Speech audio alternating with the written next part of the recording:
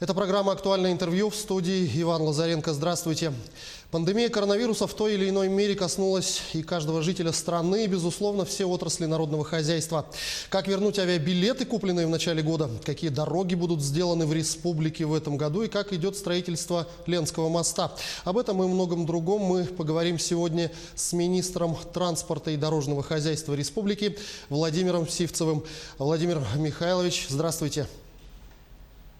Здравствуйте, уважаемые телезрители. Ну и в начале беседы скажите, какие ограничения с целью предотвращения распространения коронавируса еще остаются сейчас на предприятиях транспортного комплекса и когда планируется поэтапное снятие этих ограничений? Да, действительно, на сегодняшний день в республике идет поэтапное снятие ограничений.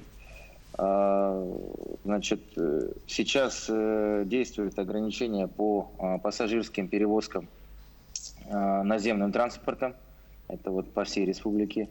На выездах из города Якутска, на постах ГАИ, значит, сотрудники управления ГИБДД проводят проверочные мероприятия на соблюдение, значит, правил ограничений.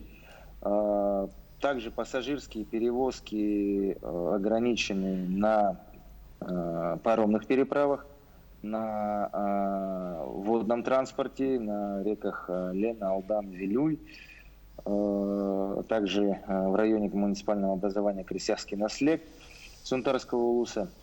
На этих маршрутах осуществляются пассажирские перевозки только для ограниченного круга лиц. Это либо по справке с работы, либо по медицинским показаниям, или для, значит, пассажиров ЖД-линий Беркакит-Томот, Нижний Бестях. Вот. Пока такие ограничения у нас остаются. К нам в редакцию поступает много вопросов по навигации маломерных судов, которые используются в некоммерческих целях. Можете прояснить ситуацию, где на сегодняшний день разрешена навигация для маломерных моторных лодок? Да, к нам поступает много обращений по поводу навигации маломерных судов, используемых как раз в некоммерческих личных целях. Хотел бы, значит, озвучить тогда еще раз для уважаемых телезрителей, где у нас открыта навигация для маломерных судов, повторюсь, не для пассажирских перевозок. Это 7 июня в Амгинском, Верхоянском, Жиганском, Кобяйском, Момском, Тампонском, Усть-Майском, Усть-Алданском, кроме реки Лена, Аймеконском и Вено-Бутантайском улусах. С 10 июня в ряде северных улусов, это в Анабарском, Верхнеколымском, Оленёкском и Среднеколымском улусе. А также мы вот буквально недавно получили с государственной регистрации наш приказ Министерства транспорта и дорожного хозяйства, в рамках которых с 15 июня 2020 года навигация для маломерных судов открывается в Абыском, Алданском, Аллаиховском, Булунском, за исключением залива Ниелова, Верхневилюйском, Вилюйском, Горном, Ленском, Мегино-Кангаласском, Мирнинском, Намском, Нижнеколымском, Нюрнгринском, Нюрбинском, Алекминском, Сунтарском, Таттинском, Усть-Алданском районе в районе реки Лена, Устьянском, Хангаласском, Чурапчинском улусах и городских округах Якутск и Жатай. С 13 июля 2020 года навигация для маломерных судов откроется в Булонском улусе, залив Ниелова. Таким образом, у нас навигация для маломерных судов открывается практически во всех, значит, муниципальных районах, но только вот для личных целей, не для пассажирских перевозок. Еще раз хотел бы подчеркнуть это. К сожалению, пандемия сильно повлияла на планы людей, особенно в части отпусков, и многие сейчас хотят вернуть билеты, купленные еще в начале года. Как обстоит ситуация в этом плане? Возвращают ли региональные авиакомпании сейчас деньги за купленные билеты?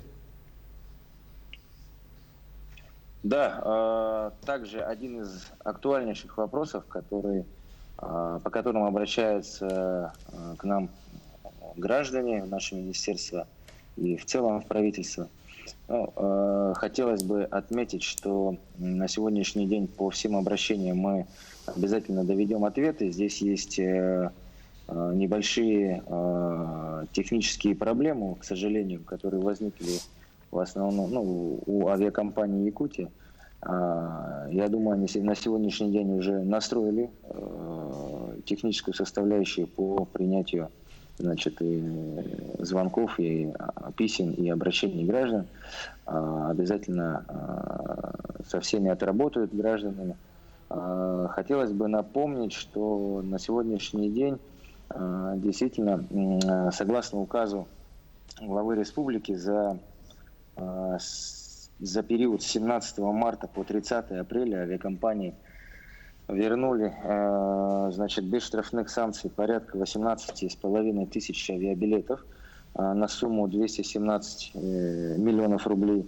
Это довольно большая сумма. Значит, хотелось бы отметить, что на федеральном уровне в отношении крупных авиакомпаний-перевозчиков таких, значит, мер принято не было. Это вот в рамках только в нашем регионе и в отношении наших региональных авиакомпаний. Мы обязательно наши авиакомпании в этом плане поддержим из государственного бюджета. Вот. Но,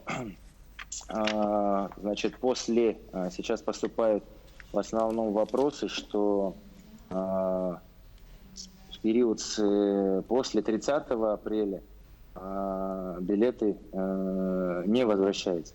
Хотелось бы отметить и внести здесь ясность, что вот в период пандемии, когда возвращались согласно указу все билеты, они возвращались вне зависимости от тарифа, который, как вы знаете, и до пандемии, значит, эти правила работали, и после пандемии также они будут работать. Это тарифы возвратные и невозвратные. По возвратным, безусловно, действительно авиакомпании осуществляют на сегодняшний день и авиакомпания «Якутия», и полярные авиалинии, авиакомпания «Алроса» возвращает билеты. По возвратным там также зависит от тарифа, который был применен при продаже этого билета. Что касается невозвратных, то здесь, на примере, допустим, авиакомпании «Якутия» можно сказать, что есть, предоставляются ваучеры, и, соответственно, которые можно будет обменять в последующем на другой авиабилет согласно тарифа на авиаперевозку. Хотелось бы сразу также отметить тоже еще один момент, что авиакассы, которые при продаже билетов собирали с граждан определенные сборы за обслуживание, это субъекты малого и среднего предпринимательства, они не относятся, значит, к авиакомпаниям, и, соответственно, по ним возврат за их сборы, возврат не осуществляется. Вот. Есть на сегодняшний день, надо признать, есть в отдельных авиакассах на территории республики пока непонимание в части работы с ваучерами, ранее выданными авиакомпанией «Якутия». Вот тут мы попросили нашу авиакомпанию как раз наладить буквально на прошлой неделе, по этому поводу собирались и, соответственно, попросили их в скорейшем времени настроить работу, провести, соответственно, консультационную методологическую работу с авиакассами, которые бы, значит, могли по этим ваучерам предоставить желающим соответствующие билеты, как это предусмотрено их правилам. Вот. А так разбираемся в каждом отдельном случае по обращениям граждан обязательно. И соответствующие ответы мы, безусловно, в установленные сроки направим. Спасибо. Ну, кроме того, что пострадали непосредственно люди, ситуация с коронавирусом сильно повлияла на финансовое положение авиакомпаний, безусловно. Какие меры поддержки этой отрасли сейчас есть и какие, может быть, планируются в ближайшее время? Да, спасибо за вопрос. Действительно, у нас на сегодняшний день авиаотрасль признана одной из наиболее пострадавших отраслей. Мы сегодня участвуем активно в разработанных мерах федеральной поддержки и, соответственно, со стороны региона также разработаны отдельные меры. Но если говорить о мерах федеральной поддержки, то на сегодняшний день уже аэропорт Якутска, авиакомпания «Полярные авиалинии», авиакомпания «Алроса» воспользовались, и авиакомпания «Кутя» воспользовались отсрочками по уплате налоговых платежей. Отдельные авиакомпании привлекли, значит, льготные кредиты на уплату заработной платы под 2%. Значит, отдельные авиакомпании продолжают работу по привлечению также льготных кредитов в связи с снижением выручки и количества перевезенных пассажиров. Со стороны регионального бюджета тут тоже также хотелось бы отметить, что согласно утвержденного антикризисного плана за подписью главы республики, также беспрецедентные меры по авиаотрасли предпринимаются. Мы в рамках завтрашнего пленарного заседания Государственного собрания Ултымана внесли проект закона о внесении изменений в закон о госбюджете, в рамках которого предусматриваем дополнительные государственные гарантии, пролонгацию, значит, ранее предоставленных бюджетных кредитов для авиакомпаний, авиапредприятий, ну и в том числе и наших даже предприятий водного транспорта. И также, соответственно, саккумулировали средства для возможного возмещения, в том числе возмещения тех затрат, которые понесены были в связи с ограничениями, которые у нас связаны с коронавирусом, в том числе по авиабилетам. Ну, вернемся с небес на землю. На дорогах Якутии и в самой столице, в городе Якутске, уже стартовали строительно-монтажные работы в рамках национального проекта «Безопасные и качественные автомобильные дороги». Какой объем работ запланирован в этом году? Сколько дорог будет сделано? Да, непосредственно сегодня мы выезжали на улично-дорожную сеть города Якутска. Там уже наши подрядные организации приступили к работам. По всем строительно-монтажным работам по строительству и ремонту улично-дорожной сети города Якутска все контракты заключены. На сегодняшний день в городе Якутске будет отремонтировано, значит, и построено, значит, 28 объектов. Из них это составляет порядка 25 километров автомобильных дорог. Если говорить о самых значимых объектах, то это, значит, реконструкция окружного шоссе. Значит, сегодня начались работы по улице Губина, по улице Свердлова. Значит, будут отремонтированы в этом году перекрестки по улице Пояркова на пересечении улиц Курашова, Петра Алексеева. Непосредственно сама улица Курашова также будет отремонтирована. Ну и также ряд дорог в наших пригородных селах. Это Тулагина, Хатасы, Маган. Что касается республиканских автодорог, то на сегодняшний день мы планируем обеспечить ввод 186 километров дорог, значит, на дорогах Умнас, Нам, Яна, Кабяй, Алдан, Анабар, Рамга. Также по всем объектам контракты заключены. Более того, уже идут уже строительно-монтажные работы. Здесь я думаю, что будет все исполнено в план, в срок и качественно. Наших телезрителей также очень интересует, как продвигаются работы в части строительства Ленского моста. На каком этапе сейчас находится наша республика?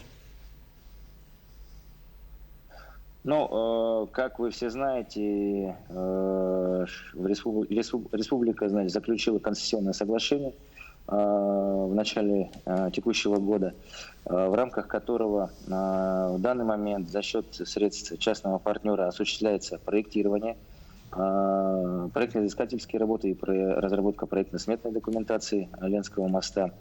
Проектно-изыскательские работы на воде были завершены.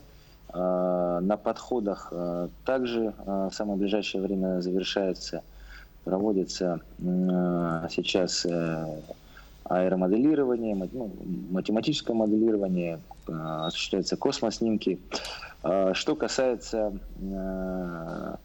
завершения, значит, проектно-сметной документации, мы ожидаем в 2 этапа для того, чтобы, соответственно, заявиться на предоставление федеральных средств. Первый этап – это подготовка территорий. Мы планируем по планам завершить в августе месяце, самых оптимистичных планах. Далее, значит, окончательная проектно-сметная документация мы ожидаем получить уже в августе 2021 года. По работе по привлечению федеральных средств. Буквально недавно также с коллегами из Росавтодора принимали участие, значит, в совещании у зампреда правительства Хуснуллина Марата Шакирзяновича, где еще раз наши коллеги из федеральных ведомств уточнились по текущему статусу подготовки этого проекта. Более того, дали поручение проработать вопрос завершения этого объекта строительством не в 2025 году, а уже 1 июля 2024 года. Но мы этот вопрос сейчас изучаем, активно отрабатываем с Росавтодором. И, соответственно, думаю, в следующем месяце мы должны будем еще раз повторно встретиться с нашими коллегами из Минтранса и правительства Российской Федерации и доложить по поставленным в наш адрес вопросам. Владимир Михайлович, я благодарю вас за беседу. Спасибо, что ответили на наши вопросы. Всего вам доброго. Спасибо большое. Всего доброго. Это была программа «Актуальное интервью», но состояние дел в дорожно-транспортной отрасли республики и ближайших планах мы говорили сегодня с министром транспорта и дорожного хозяйства Республики Саха-Якутия Владимиром Сивцевым. До встречи в эфире.